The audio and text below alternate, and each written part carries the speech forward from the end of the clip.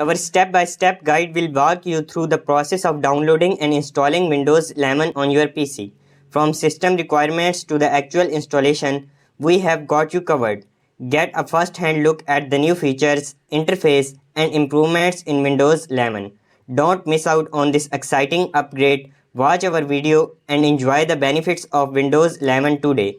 Remember to like, share, and subscribe for more tech tutorials and updates. To download and install Windows 11, Step 1. Check if your PC meets the system requirements for Windows 11. Step 2. Go to the official Microsoft website to download the Windows 11 Media Creation tool.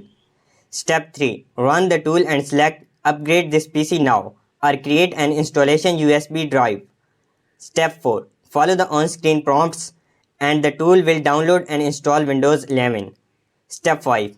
During installation, follow the setup process including customizing settings.